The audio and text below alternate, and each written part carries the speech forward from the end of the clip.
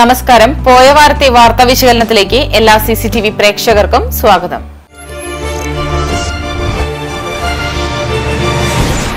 Covid vaccine വിതരണവുമായി ബന്ധപ്പെട്ട് സംസ്ഥാനം കേൾക്കാൻ ആഗ്രഹിച്ച വാർത്ത തന്നെയാണ് പുറത്തുവരുന്നത്. കോവിഡ് വാക്സിൻ രജിസ്ട്രേഷൻ അന്തിമഘട്ടത്തിലെന്ന വാർത്ത ശുഭസൂചന തന്നെയാണ് നൽകുന്നത്.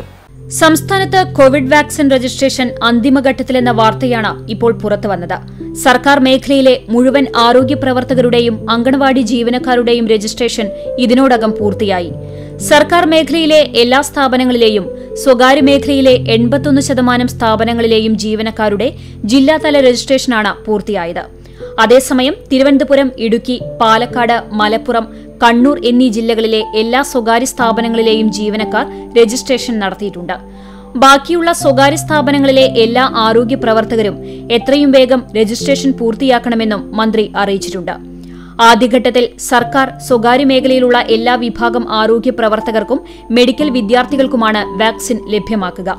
മോഡേൺ മെഡിസിൻ, ആയുഷ്, ഹോമിയോ തുടങ്ങിയ എല്ലാ വിഭാഗങ്ങളിലെയും സ്ഥിരവും താൽക്കാലികവുമായി നിലവിൽ ജോലി ചെയ്യുന്ന എല്ലാവരും ഇതിൽ ഉൾപ്പെടും. രജിസ്ട്രേഷനായി ഒരു സ്റ്റാൻഡേർഡ് ഡാറ്റാ ഷീറ്റ് തയ്യാറാക്കി എല്ലാ ജില്ലകൾക്കും നൽകിയിട്ടുണ്ട്. അവരാണ് സർക്കാർ, സ്വകാര്യ ആരോഗ്യ സ്ഥാപനങ്ങൾക്ക് ഇത് അയച്ചു കൊടുക്കുന്നത്. അവർ പൂരിപ്പിച്ച ഡാറ്റാ ഷീറ്റ് തിരികെ ജില്ലാ നോഡൽ അതോറിറ്റിക്ക് അയച്ചു കൊടുക്കുകയും ജില്ലാ നോഡൽ അതോറിറ്റി നേരിട്ട് കേന്ദ്ര സർക്കാരിന്റെ സൈറ്റിലേക്ക് അപ്ലോഡ് ചെയ്യുകയും ചെയ്യുന്നു. വാക്സിൻ വരുന്ന മുറയ്ക്ക് ആദ്യം ഈ വിഭാഗത്തിന് ലഭ്യമാവുകയും ചെയ്യും. ഇനിയും ഏറെ ദൂരം മുന്നോട്ട് പോകേണ്ടതുണ്ട്. സംസ്ഥാനത്ത് കോവിഡ് വ്യാപനം കുറയുന്നതും രോഗമുക്തി നിരക്ക് ഉയരുന്നതും ശുഭസൂചന തന്നെയാണ്. കടമ്പകൾ കടന്ന് കോവിഡ് വാക്സിൻ പരീക്ഷണം വിജയം കണ്ടാൽ അത് നല്ലൊരു നാളേക്ക് മുതൽക്കൂട്ടാകുമെന്നതിൽ തർക്കം വേണ്ട.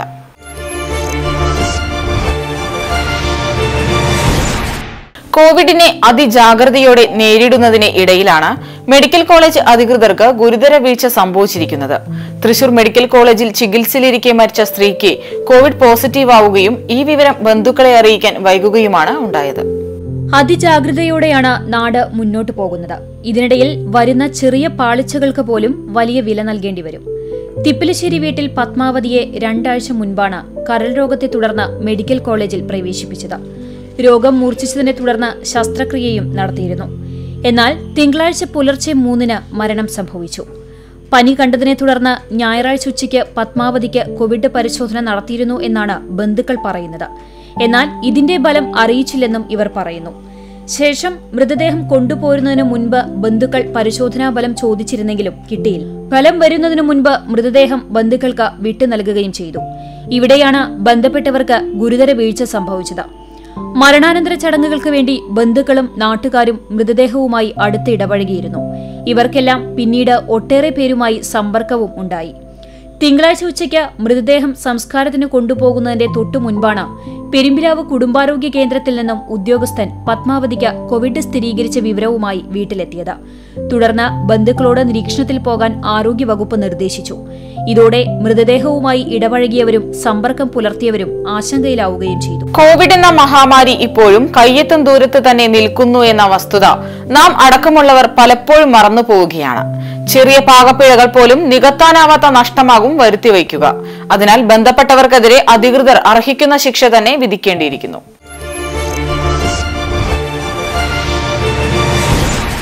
വഴിനീളെയുള്ള കുഴികളിൽ വീണ് അപകടങ്ങൾ പതിവാവുകയാണ്.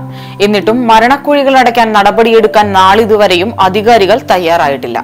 കഴിഞ്ഞ വർഷം പൈപ്പ് പൊട്ടിയ സ്ഥലത്ത് രൂപപ്പെട്ട കുഴിയിൽ വീണ് ഒരു ബൈക്ക് യാത്രക്കാരന്റെ ജീവനും ഇവിടെ പൊലിഞ്ഞിരുന്നു.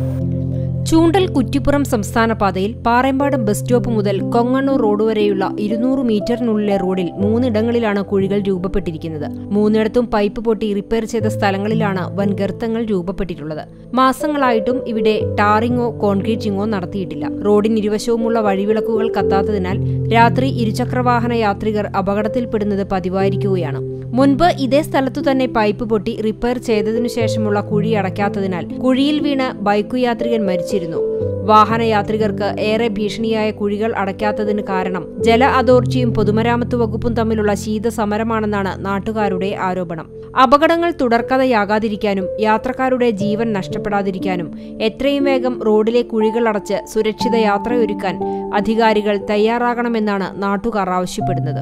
ജല അതോറിറ്റിയും പൊതുമരാമത്ത് വകുപ്പും ശീതസമരം കടുപ്പിക്കുമ്പോൾ ഇതിന്റെയെല്ലാം പരിണതഫലം പേറുന്നത് പാവം പൊതുജനമാണ്. ഇനിയൊരു ജീവനും പൊതുനിരത്തിൽ പൊലിഞ്ഞുകൂടാ. അതിനായി ബന്ധപ്പെട്ടവർ വേണ്ട നടപടികൾ കൈക്കൊള്ളേണ്ടത് അത്യാവശ്യമാണ്.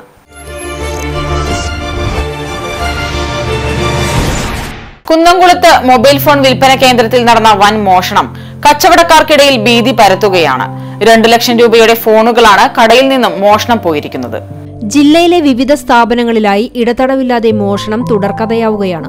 വെള്ളിയാഴ്ച പുലർച്ചെ കുന്നംകുളം ഗുരുവായൂർ റോഡിലെ പെട്രോൾ പമ്പിന് സമീപമുള്ള മൊബൈൽ ഹട്ട് എന്ന സ്ഥാപനത്തിലാണ് കവർച്ച നടന്നത്.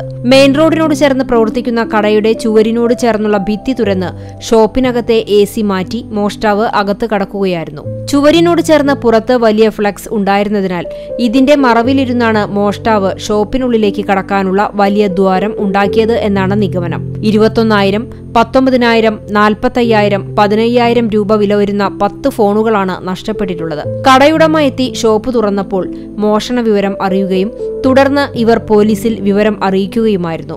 പോലീസ് സ്ഥലത്തെത്തി തുടർ നടപടി സ്വീകരിച്ചു കഴിഞ്ഞു. ഏറെ ദിവസം സ്ഥാപനം നിരീക്ഷിച്ച ശേഷമാണ് ഇവിടെ മോഷണം നടത്തിയതെന്നാണ് പോലീസിന്റെ അനുമാനം. പ്രതിയെ പിടികൂടുകയും കാര്യമായ ശിക്ഷ വിധിക്കുകയും ചെയ്തില്ലെങ്കിൽ മോഷണം ഇത്തരത്തിൽ തുടർന്നുകൊണ്ടേയിരിക്കും.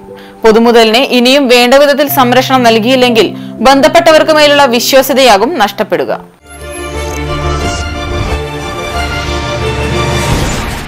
മാലിന്യം തള്ളൽ കേന്ദ്രമായി മാറിയിരിക്കുകയാണ് കൂട്ടുപാത ആങ്ങോട്ടുകര റോഡ്. ഭക്ഷണാവശിഷ്ടവും അറവു മാലിന്യങ്ങളും ഉൾപ്പെടെയുള്ള മാലിന്യ കൂമ്പാരത്തിനിടയിലൂടെ സഞ്ചരിക്കേണ്ട ഗതികേടിലാണ് ഇന്ന് നാട്ടുകാരും വാഹനയാത്രികരും. റോഡിന്റെ ഇരുവശങ്ങളിലും പൊന്തക്കാടുകൾ വളർന്നതും ആളൊഴിഞ്ഞ പാടശേഖരങ്ങളായതും മാലിന്യം ഉപേക്ഷിക്കാനെത്തുന്നവർക്ക് അനുകൂല സാഹചര്യം സൃഷ്ടിക്കുകയാണ്. ഗുരുതര ആരോഗ്യ പ്രശ്നങ്ങൾ സൃഷ്ടിക്കാവുന്ന തരത്തിലേക്ക് മാലിന്യം തള്ളൽ മാറിയിട്ടും പാത മാലിന്യമുക്തമാക്കുന്നതിനുള്ള യാതൊരു നടപടികളും അധികൃതരുടെ ഭാഗത്തു നിന്നും ഉണ്ടാകുന്നില്ല. 100 കണക്കിന് മദ്യക്കുപ്പികളാണ് റോഡിൻ ഇരുവശങ്ങളിലുമായി ഉപേക്ഷിച്ചിരിക്കുന്നത്. പൊട്ടിയ മദ്യക്കുപ്പികളുടെ ചില്ലുകൾ റോഡിലേക്ക് പരന്ന് വാഹനങ്ങളുടെ ചക്രങ്ങൾക്ക് തകരാറ് സംഭവിക്കുന്നതും ഇവിടെ പതിവാണ്. രാത്രികാലത്ത് റോഡിന്റെ മധ്യഭാഗത്ത് വരെ മാലിന്യം ചാക്കുകെട്ടുകളിലാക്കി ഉപേക്ഷിക്കുന്നത് പതിവാണെന്നാണ് നാട്ടുകാർ പറയുന്നത്. മാലിന്യം തള്ളൽ മൂലം ഇരുവശത്തെ പാടശേഖരങ്ങളിലും നെൽകൃഷി ഇറക്കിയ കർഷകരും ദുരിതത്തിലാണ്. റോഡിൽ തള്ളുന്നതിന്റെ ഇരട്ടിയിലേറെ മാലിന്യങ്ങൾ പാടങ്ങളിലേക്ക് വലിച്ചെറിയുന്നുണ്ടെന്നും നെൽച്ചെടികൾക്കിടയിൽ നിന്നും ഇവ നീക്കം ചെയ്യേണ്ടി വരുന്നത് ഏറെ ബുദ്ധിമുട്ട് സൃഷ്ടിക്കുന്നുണ്ടെന്നുമാണ് കർഷകർ പറയുന്നത്.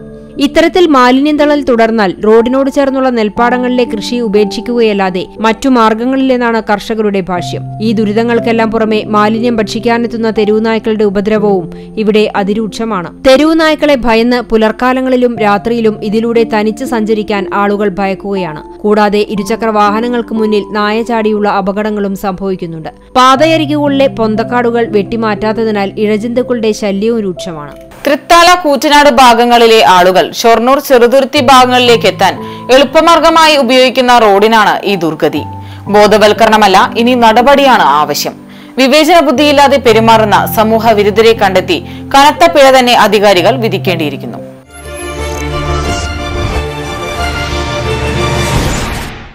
ഒറ്റപ്പിലാവിൽ പ്രവർത്തിക്കുന്ന പെരുമ്പിലാവ് ചന്തയുടെ പ്രവർത്തനം പുനരാരംഭിച്ചത് കച്ചവടക്കാർക്ക് ശുഭസൂചനയാണ് പകരുന്നത്. കോവിഡ് മഹാമാരി മൂലം 9 മാസം മുൻപ് ചന്ത അടച്ചുപൂട്ടിയതോടെ കച്ചവടക്കാരുടെ ജീവിതം കൂടി ലോക്കാവുകയായിരുന്നു. ചന്ത ചെറിയ രീതിയിൽ പ്രവർത്തനം തുടങ്ങിയതോടെ ഇതുമായി ബന്ധപ്പെട്ട് ഉപജീവനം നടത്തിയിരുന്ന ആളുകൾ ഏറെ പ്രതീക്ഷയിലാണ്. തമിഴ്നാട്, കർണാടക, ആന്ധ്രാപ്രദേശ്, ഒഡീഷ തുടങ്ങിയ സംസ്ഥാനങ്ങളിൽ നിന്നാണ് ആടുമാടുകൾ ഇവിടെ വിൽപ്പനയ്ക്കായി എത്തിയിരുന്നത്. എല്ലാ ചൊവ്വാഴ്ചയും രാവിലെ 5 തുടങ്ങുന്ന കച്ചവടം രാത്രി 9 മണിവരെ നീണ്ടുനിന്നിരുന്നു. പൊരുത്തുകാർ, ചുമട്ടുതൊഴിലാളികൾ, ഡ്രൈവർമാർ, വഴിയോര വിൽപ്പനക്കാർ തുടങ്ങി ഇതര ജില്ലകളിൽ നിന്നടക്കം 100 കണക്കിന് ആളുകൾ ചന്തയിൽ തൊഴിൽ തേടി എത്തുമായിരുന്നു. എന്നാൽ ചന്ത നിലച്ചപ്പോൾ എല്ലാവരുടെയും ജീവിതമാർഗം ഇല്ലാതാവുകയായിരുന്നു. സ്വകാര്യ വ്യക്തികൾ എത്തിക്കുന്ന ആടുമാടുകളെ മാത്രം ആശ്രയിച്ചായിരുന്നു ഇറച്ചി കച്ചവടം നടന്നിരുന്നത്. മാത്രമല്ല, പറയുന്ന വില കൊടുത്ത് ആടുമാടുകളെ വാങ്ങേണ്ട അവസ്ഥയും വന്നു. ഇത് കൂടുതൽ പ്രതിസന്ധികളിലേക്കാണ് കച്ചവടക്കാരെ കൊണ്ടെത്തിച്ചത്. ചന്തയുടെ പ്രവർത്തനം പുനരാരംഭിച്ചതോടെ ഇത്തരം ദുരിതങ്ങളെല്ലാം മറികടന്ന് ജീവിതം കരുപിടിപ്പിക്കാനാകുമെന്ന പ്രതീക്ഷയിലാണ് കച്ചവടക്കാർ. ചന്ത വീണ്ടും സജീവമായതോടെ കച്ചവടക്കാർ തിരിച്ചെത്താൻ തുടങ്ങിക്കഴിഞ്ഞു.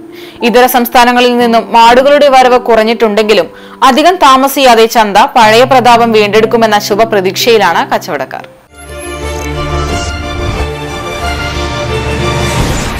കൃഷിയിടത്തിലെ കാട്ടുപന്നിയുടെ ശല്യത്താൽ വലയുകയാണ് കർഷകർ. കൃഷി സംരക്ഷിച്ചില്ലെങ്കിൽ സ്ഥിതി ഇതിനു മോശമാകും. കണ്ടാണശ്ശേരി പഞ്ചായത്തിലെ ആളൂർ ചിറക്കാവ് പാടശേഖരത്തിലാണ് കാട്ടുപന്നിയുടെ ശല്യം മൂലം കർഷകർ വെട്ടിലായിരിക്കുന്നത്. പ്രതികൂല കാലാവസ്ഥയോട് പൊരുതിയാണ് ഓരോ കർഷകനും വിജയം നേടുന്നത്.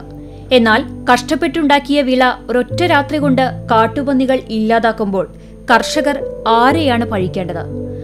വളർന്നു തുടങ്ങിയ നെൽച്ചെടികൾ പന്നിക്കൂട്ടം കുത്തിമറിച്ചിട്ട് നശിപ്പിക്കുന്നത് പതിവ് കാഴ്ചയായി കഴിഞ്ഞു. ഇതോടെ കടുത്ത ആശങ്കയിലാണ് മേഖലയിലെ കർഷകർ.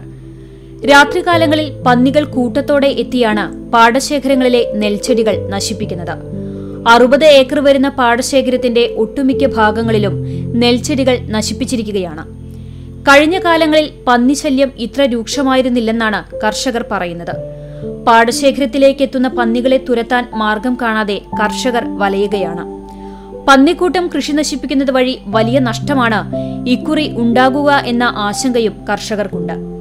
കൃഷി നശിപ്പിക്കുന്ന കാട്ടുപന്നികളെ കൊല്ലാനുള്ള നിയമത്തിന് അംഗീകാരം ലഭിച്ചിട്ടുണ്ടെങ്കിലും പന്നികളെ എങ്ങനെ കൊല്ലുമെന്ന കാര്യത്തിലുള്ള അവ്യക്തത തുടരുന്നത് കർഷകരുടെ ആശങ്ക വർദ്ധിപ്പിക്കുകയാണ്.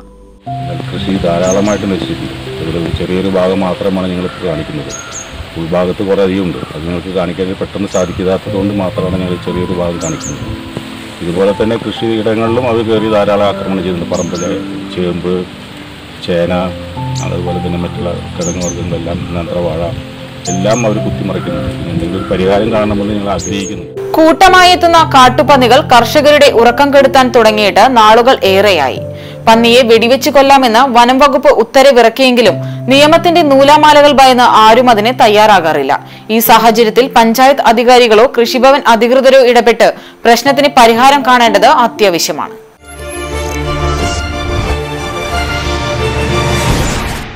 നാട് ഏറെ പുരോഗമിച്ചു എന്ന് പറയുമ്പോഴും ഇന്നും ദുരിതമനുഭവിക്കുന്നവർ നമുക്ക് ചുറ്റുമുണ്ട് എന്നതാണ് വാസ്തവം. കടങ്ങോട് സ്വാമിപ്പടിയിലാണ് സഞ്ചരിക്കാൻ വഴിയില്ലാതെ 5 കുടുംബങ്ങൾ കഷ്ടത അനുഭവിക്കുന്നത്.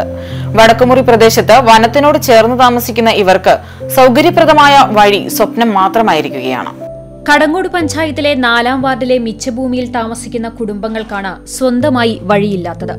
50 വർഷത്തിലധികമായി വനത്തിനോട് ചേർന്നുള്ള മിച്ചഭൂമിയിൽ വീട് വെച്ച് താമസിക്കുന്ന പൊട്ടിപ്പാറക്കുന്നത്ത് അയ്യപ്പൻ ഭാര്യ ചിറങ്ങാടി, മകൻ രാമകൃഷ്ണനും കുടുംബവും ആലിക്കപ്പറമ്പിൽ മണി പൊതുവഴിയില്ലാത്തതിനാൽ വനത്തിലൂടെയാണ് സഞ്ചരിക്കുന്നത്. ഇരുചക്രവാഹനങ്ങൾ പോലും ഇതിലൂടെ കൊണ്ടുവരാൻ കഴിയാത്തത് പ്രദേശവാസികളെ ബുദ്ധിമുട്ടിലാക്കിയിരിക്കുകയാണ്. മരണം സംഭവിച്ചവരെയും അസുഖബാധിതരെയും ചുമടേറ്റിയാണ് റോഡിലെത്തിക്കുന്നത്. ഞങ്ങൾക്ക് വഴിയില്ല. വഴി ഇപ്പോൾ വീടിൻ്റെ മുൻവശം ഫോറസ്റ്റ്, പിന്നെ ഞങ്ങൾക്ക് എങ്ങനെ നടക്കാൻ പറ്റാത്ത പന്തിയാണ്. പിന്നെ ഞങ്ങൾക്ക് എന്തെങ്കിലും മേടിക്കാൻ പോകണമെങ്കിൽ ഫോറസ്റ്റ് കൂടെ പോകണം. വയ്യാതെ ആയാലും മരിച്ചിട്ടായാലും എങ്ങനെ ആയാലും ഞങ്ങൾക്ക് വഴിയില്ലാത്ത കാരണം ഈ ഫോറസ്റ്റ് കൂടെ താങ്ങി പിടിച്ചിട്ട് ഞങ്ങൾക്ക് ആ റോഡ് വരെ എത്തിക്കണം. 80 വയസ്സിന് മുകളിൽ പ്രായമുള്ളവരും താമസക്കാരിലുണ്ട്. വനാതിർത്തിയിലൂടെ വാഹന സഞ്ചാരത്തിനുള്ള അനുമതി സർക്കാരിൽ നിന്ന് ലഭിച്ചാലും ഇവരുടെ പ്രശ്നത്തിന് പരിഹാരമാകും. ഇതിനായി കരുണാകരൻ സൗഹൃദ സമിതി കടങ്ങോട് കമ്മിറ്റി പ്രസിഡന്റ് CV മുത്തുവിന്റെ നേതൃത്വത്തിൽ മുഖ്യമന്ത്രിക്കും വനം വകുപ്പ്, തദ്ദേശ സ്വയംഭരണ വകുപ്പ് മന്ത്രിക്കും ജില്ലാ കളക്ടർക്കും പരാതി നൽകിയിട്ടുണ്ട്. എന്നാൽ ഇതെല്ലാം യാഥാർത്ഥ്യമാവാൻ ഇനിയും എത്ര നാൾ കാത്തിരിക്കേണ്ടി വരുമെന്നതിന് ബന്ധപ്പെട്ടവർക്ക് കൃത്യമായ മറുപടിയുമില്ല. അവരുടെ ഈ വിഷമവും കഷ്ടപ്പാടുകളും കണ്ട് സഹിക്കവയ്യാതെയാണ് ഞാൻ ഇതിനൊരു 3 മന്ത്രിമാർക്ക് നിവേദനം കൊടുത്തിട്ടുണ്ട്. അത് മുഖ്യമന്ത്രിക്ക് കൊടുത്തിട്ടുണ്ട്, ഫോറസ്റ്റ് മന്ത്രിക്ക് കൊടുത്തിട്ടുണ്ട്, നമ്മുടെ നിയോജനത്തിൽപ്പെട്ട മന്ത്രി SM കൊടുത്തിട്ടുണ്ട്, കൂടാതെ ജില്ലാ കളക്ടറും കൊടുത്തിട്ടുണ്ട്. ഇവരെല്ലാവരും ഒരു അടിയന്തരമായി ഇടപെട്ട് അടിയന്തരമായി വഹിക്കേണ്ട ആവശ്യമായ എന്താണ് ചെയ്യേണ്ടത് അത് ചെയ്യണം. തികച്ചും ആവശ്യമായ പാവപ്പെട്ടവരുടെ ഒരാവശ്യമാണ്.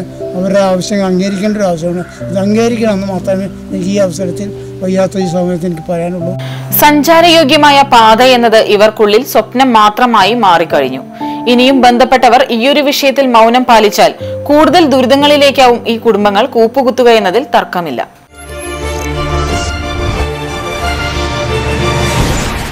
ഇതോടുകൂടി ഈ വാരത്തെ ആഴ്ചവട്ടം പൂർത്തിയാകുന്നു. പുത്തൻ വാർത്തകളുടെ വിശകലനവുമായി കണ്ടുമുട്ടും വരെ നന്ദി, നമസ്കാരം.